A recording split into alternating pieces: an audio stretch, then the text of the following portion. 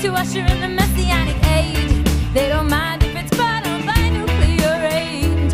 They are so sure of their ability to outlive the utility of their bodies. But just remember that was the last thought in the brain of every suicide bomber and every hijack plane.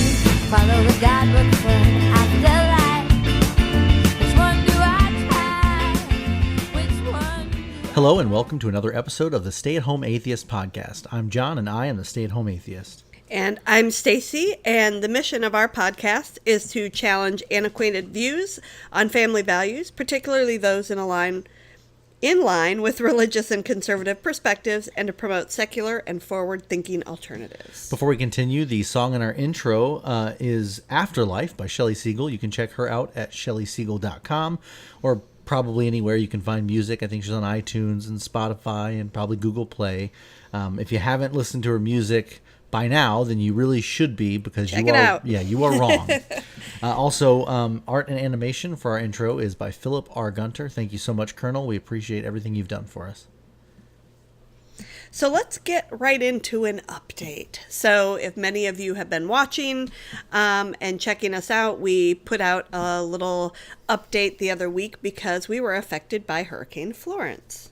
So we wanted to talk a little bit about how that impacted us and what we went through to give you guys a little bit of our experience through that wonderful process. We also wanted to take this opportunity to apologize to all of you out there, not for missing a week of putting out the show, but for uploading a video where you had to look at our horrible, ugly mugs. In a hotel, by an elevator with an echo. With the worst echo imaginable. And I'm only kidding. My mug's the ugly one. My wife is gorgeous. I'm sure you all noticed. Yeah. I love you. We wanted to kind of, give you guys a little bit of update. So typically we don't leave for a hurricane. It's not something we've ever had to do in the past. We've had usually, ones or twos, and they don't really directly hit us. And so we've never really been in this position where we actually had to go. So this was a bit of a challenge for us, and probably there are some times we wish we wouldn't have gone because it changed a lot. Oh, yeah. And I think it's worth pointing out before we move on that the town we live in is on an island off the coast of North Carolina, south of Wilmington. And that's actually the exact spot Hurricane Florence made landfall. I remember we would look at the updated tracking chart, and we could zoom on the map all the way down to our street, and we could still see the line because that's where it was going to come through. Yeah. So, I mean, it hit us full on. We were spared a little bit, but it definitely came over. Luckily, it reduced in strength before it landed, like it's a plane or something. I don't know, but before it came ashore. But, all the news and everything leading up to it was about how terrible it was going to be. Category 4, maybe 5. Maybe we need to create, a new category for how terrible this thing's going to be. So we made plans to leave. About a week before it hit. We kind of tried to wait till the last minute, but we made a hotel reservation. And by the time we made a hotel reservation to leave 3 days later, we really got one of the last hotels we could find around the area. We tried, Florida, all over. So we were about a 4-hour drive from our house. Everything else we were able to find was 8 or more hours. And so we made the reservation and decided we were just going to make a vacay out of it if it didn't happen. We wound up going to a little town, technically in South Carolina, but it's just outside of Charlotte, North Carolina. And that's where we spent the time, which of course was interesting because while it was certainly nowhere near as bad as it was here where we're from, we did get the hurricane, so that was kind of fun. It did come through, so... but we've talked a lot about our kids on the podcast, but we never talked a lot about our dogs, I don't think. So we have 2 boxers, so they're big dogs, and one's old and one's young and still very much a handful. And so we were in a hotel for 7 days. 1 room. 1 hotel room, 2 queen beds, 3 teenage boys, 2 adults, and 2 boxers. Honestly, we fared pretty well. But, the last couple days, it was kind of like everybody wanted to kill each other. Yeah, I mean, part of the problem, and Stacey mentioned that we have a younger boxer. Partly, this is partly our fault, but she's not the best trained animal. She's like a member of the family, and we've just allowed her to kind of do her own thing for the most part. With rare exception. So she's like an unruly teenager. Yep, she very much is like an unruly teenager. So, taking her out with all these people, because the hotel was full, and a lot of the people staying there were evacuees from Hurricane Florence. So they all had their dogs. And so, despite the fact this hotel allowed dogs, they didn't really have the best setup to have dogs there. So it was a lot. We stayed up on the 4th floor, so it was taking her down multiple flights of stairs multiple times a day. The older dog, she was very easy, though she started getting winded and having difficulties going up and down the stairs, so that was a different kind of problem. But I think I injured my wrist trying to keep her on her leash. I wrapped the leash around my arm multiple times over to keep her secured. That was very necessary, it turns out. Yes. So it was a difficult time, is really what we're trying to get at. Well, and we had a fire alarm go off while we were there, so that was, a challenge for everybody. So you have to go outside, and everybody's standing outside the door, and everybody has their dogs, and so that was probably the worst part of the stay, and I think our dogs had trauma from that experience because they were barked every time they went down the stairs after the fire alarm went off that time. So yeah, the sound from the fire alarm was piercing, as I'm sure if you guys have ever heard one in a hotel like that, you're aware. And so I think that really affected the dogs, so it was just a struggle. And I don't think ours was the only unruly dog. The difference was ours was the only 75-pound everybody dog. else was holding their dogs in their arms. And then they were terrified of my dog. So that was fun. So 7 days in a hotel. The last day we were there, we decided that we were going to go stay with our sister. So we made the trek to outside of Charleston to Mount Pleasant, South Carolina, thinking we would get closer to home and it would be easier to get home. There were still roads that were flooded, so we couldn't get back to our house, even though it seemed like the worst had passed. So we made the trek there, and they were wonderful. Can't thank family enough. But there's this burden when you're a dog owner. And you have 3 teenage boys to go into somebody's house and kind of take over all their space. And so, you realize how important family is and how important it is to have people that are willing to take you in and put up with no matter what your baggage is that you bring with you. And how stressful on top of everything else that can be. The biggest thing for us was most people didn't stay on the island. Most people evacuated. So we were days without knowing, did we have a house to come back to? Were we going to get home and have to gut our house and it not be livable?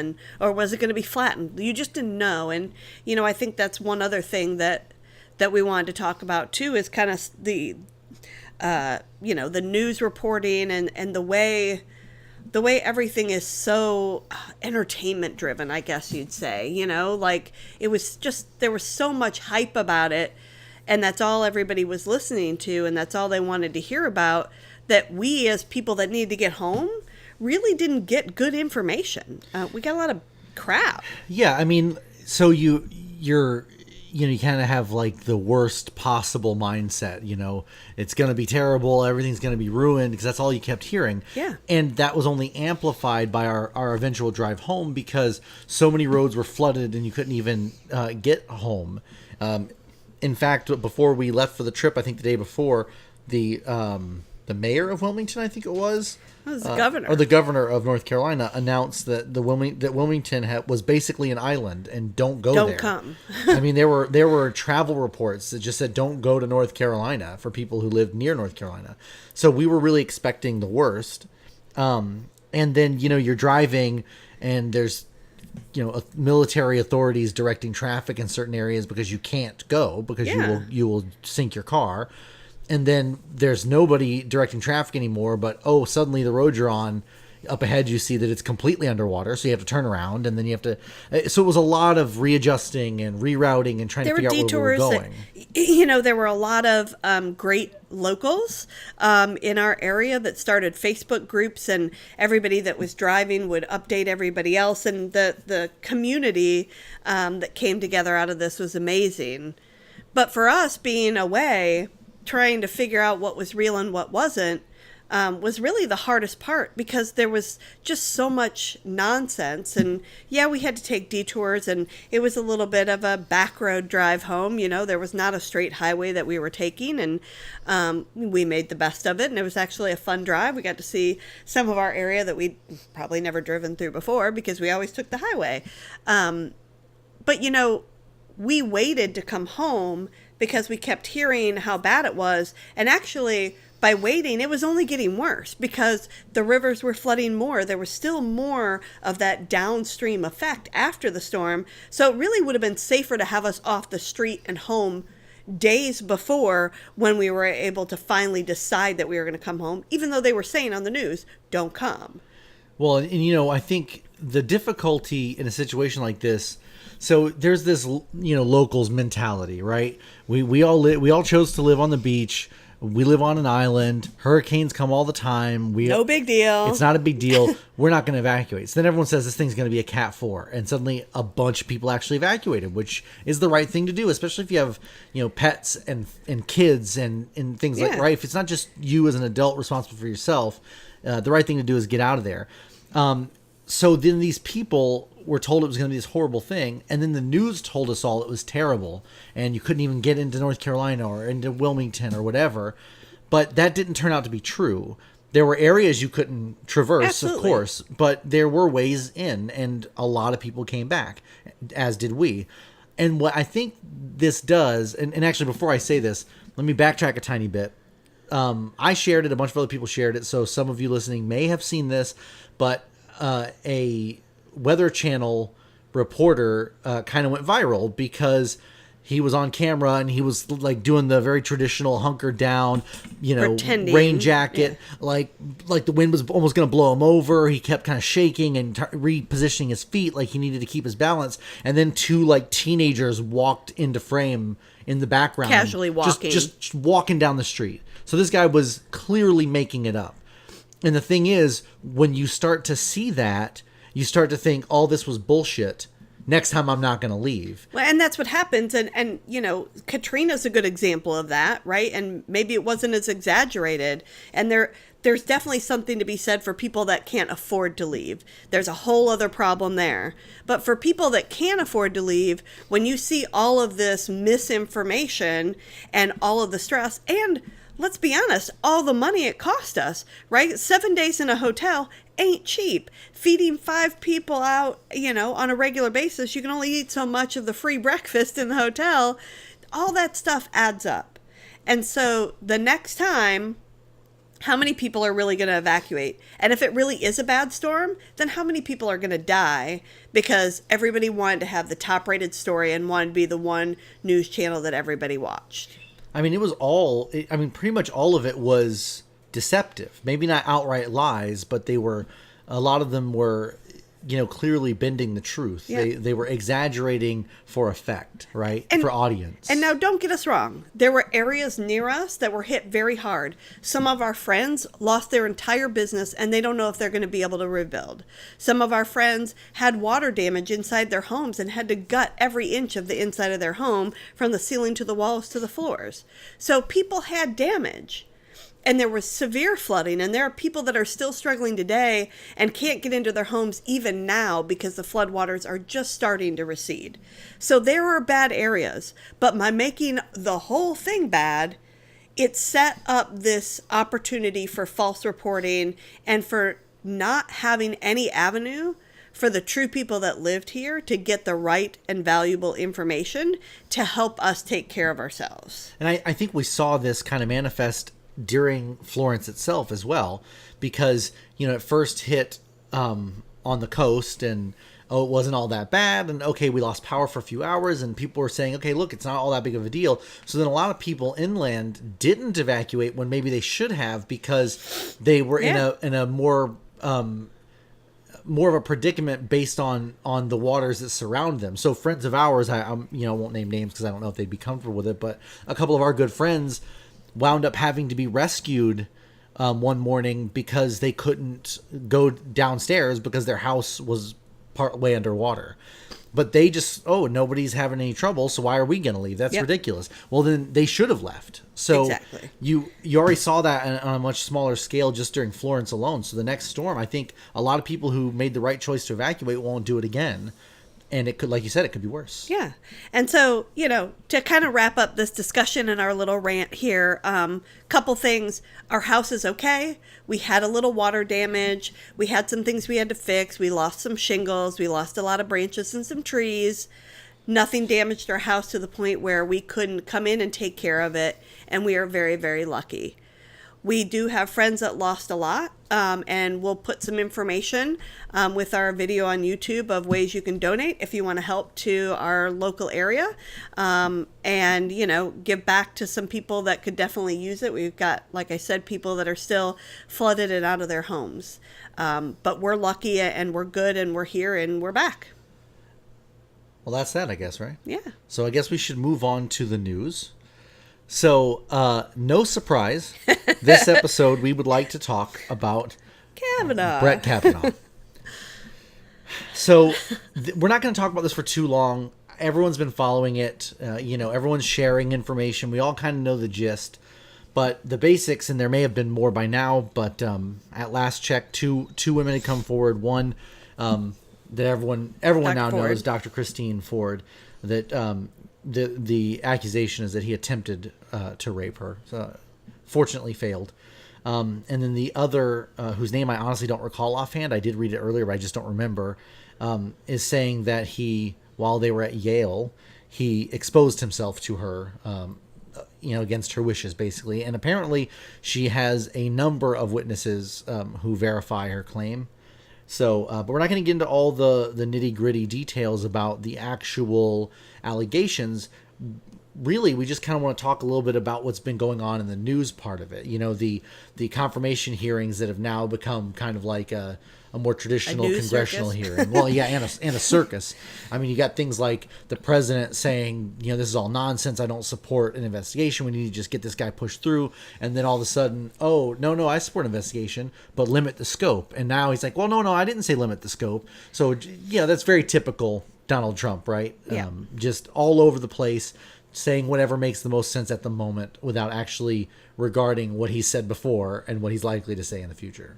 And I think the most frustrating part of the whole thing is it's not all the hoopla, all the news isn't for the right reason in many scenarios, many cases.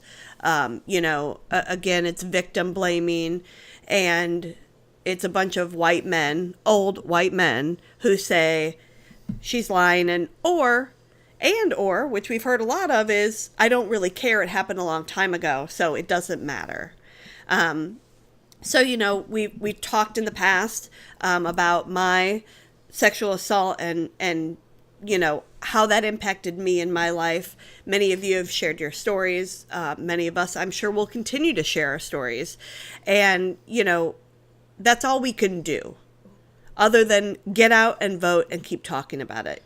We've got to get to a point where this is not the norm and we don't continue to have this as an acceptable thing. Yeah, I think the thing that has most kind of I almost said caught me off guard, but the reality is none of it's surprising in any way, shape, or form. It's just disappointing. But the thing that really bothers me when we have situations like these, or like with Bill Cosby or Louis C.K. until he admitted it, right? With all these different people, the thing that keeps being brought up is the character assassination part, right? Like, what happened to, innocent until proven guilty? What happened? This is just he said, she said. And I even had people who I've been removing people from my Facebook friends list, like it's my damn job at this point, because the thing is, any man who refuses or is unwilling to acknowledge the privilege that we have in society over women is either fooling you or fooling himself, possibly both to some extent. And here's the thing. The reason I choose the stance of believing all women all the time when it comes to assault claims, sexual assault claims, is that for so long they haven't been believed. And you can really see this in this congressional hearing, or this confirmation hearing, right? The way that these, like Stacey put it, old white men are talking to Dr. Ford, the way that her answers are being perceived by certain aspects of the media. It's been a very real problem, and I keep getting that reaction from men. Well, how do we know? What if she's misremembering? What if she's lying? What if? And yes, there are women who will lie, just like anybody else will lie about any given thing at any given time.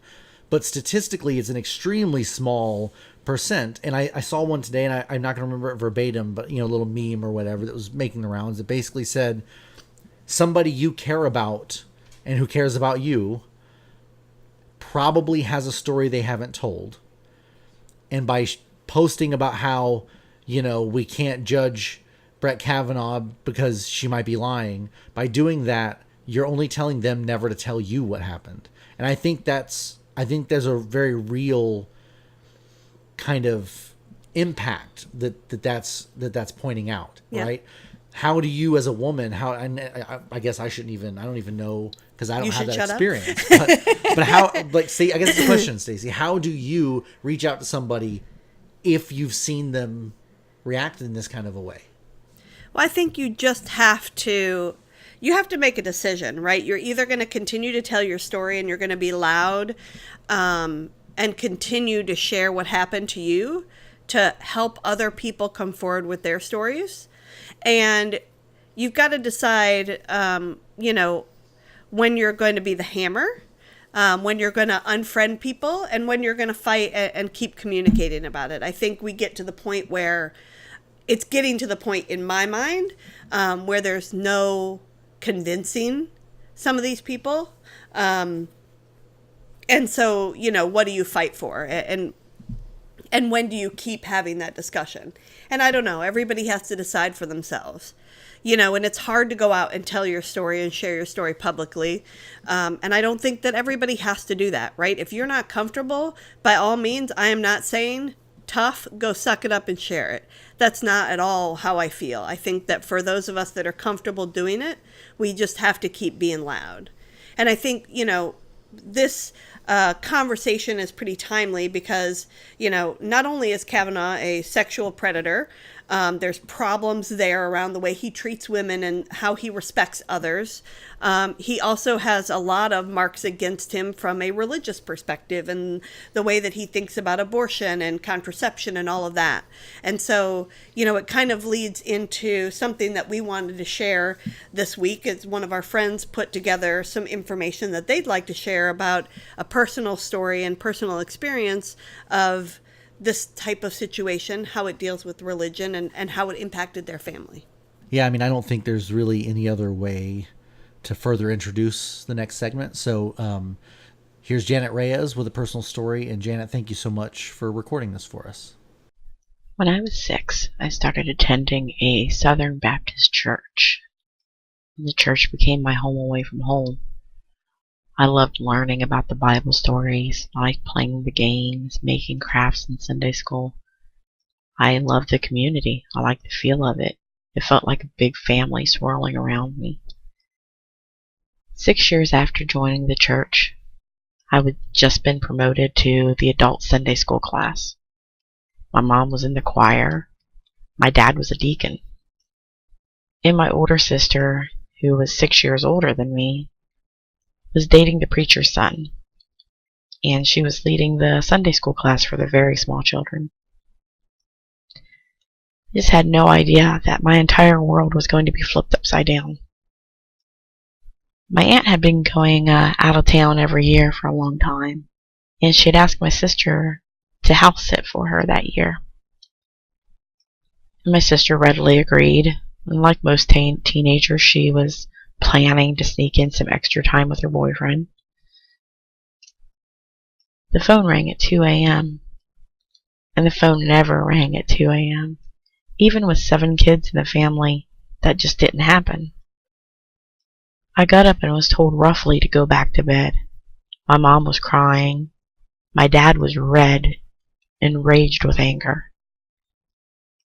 He walked out of the house and slammed the door, and I could hear his tire squealing as he left the driveway. I went back to bed, did what I was told. It's what we were taught to do. I woke up the next morning to my sister being home, crying in her bed. I asked her what was wrong, and she just cried harder and told me to leave her alone. I saw that she had a hospital band around her wrist, and I asked her if she was sick. She repeated just to leave her alone. So I walked down the hall, and I heard my parents talking. My dad was home from work, and that was weird. My mom saying it wasn't my sister's fault, and my dad saying she should have known better, and what would we tell everyone? I eventually pieced together what happened. My sister and her boyfriend were at my aunt's house. Things got heated. She told him to stop, and he didn't. I saw the bruises. Perfectly shaped fingerprints and handprints on her hips and thighs. There were also bruises around her wrists. My sister was still sobbing in her bed. I asked her if I could help. She said that Mom and Dad were going to force her to go to the police, and she didn't want to. Then they were just out the door. I don't know all the details about what happened at the police station. I only know what my sister told me when she had the horrified look on her face, that they had asked her if she led him on, if she was a tease, if she really told him no, and if the bleeding could be her period and not from the trauma. She was mortified. Then Sunday came. The option not to go to church didn't exist in my family. We went. At the end of the service, my preacher asked my sister to come forward. Her face was panic-stricken. She didn't want to go, but the preacher insisted. When she still didn't come forward, she was escorted to the front by the deacons. Now my dad wasn't there that day, and I imagine if he was, this probably wouldn't have happened. Unfortunately, he had to work. So my sister stood there at the front of the church, looking at the congregation for beneath her hair where she tried to hide herself. The preacher asked her boyfriend, her attacker, to come up too. I thought he was going to hold him accountable. But the pastor just looked at my sister and told her to apologize to her attacker for falsely accusing him, and to apologize to the congregation for being a Jezebel who is no longer clean, and to apologize for bringing shame to her family. My mouth just dropped open. I looked at my mom, and then I looked at my sister. Then I looked back at my mom. My sister just dropped to the altar and started crying, sobbing. And the preacher knelt to pray with her as my mother grabbed our belongings, grabbed our arms. I don't even know how she managed to grab all of us and just propel us up to the front. My congregation, my community, my home away from home that I had known since I was a small child, blamed my sister for her rape. The rape carried out by the son of the preacher. My mom dragged my sister to her feet, and we left. We never returned to that church. My sister developed anorexia. My dad ended up having a heart failure shortly after. Life was just never the same. My entire world shattered in one day. These people were people we knew, people we trusted, people we loved, people we thought cared about us. And at the end of it all, the victim was shamed, she was blamed, and punishment never came to her rapist. The really astounding part of this is that this story isn't unique, and that's truly the saddest part of all. Thank you again, Janet, for your willingness to share your story. This really echoes exactly why we're here, why we're talking about this, how hard it is for people to come forward, what happens when you do come forward many times. Many of us have had to deal with negative backlash, sometimes many more severe than others, and that this is why religion can be very dangerous and why we want to keep talking to everyone and sharing our stories. You know, I guess there's really no good way to transition from that to our regular podcast. So if you have any questions or comments, you can always comment on the video, subscribe if you haven't already. You can email Jon, that's Jon, at stayathomeatheist.com. You can also find us on Facebook and Twitter. Yep. And Reddit. Oh yeah, Reddit. But no one's there, so I'd appreciate if you went. But some Reddit presence. I'm not getting my hopes up. That's all right. I'm not the Reddit person. That's all him. So anyway, thank you guys again. Remember, Bertrand Russell once said, "The good life is one inspired by love and guided by knowledge." Join us next time. Bye. Thousands and thousands are humming, the second coming's coming. The environmental responsibility is succumbing to the suicidal longing for paradise. Can't they see it's already before our eyes? All that makes us who we are, we find, cannot survive without a mind. But you're so afraid to die, you're willing to sacrifice, living through it all with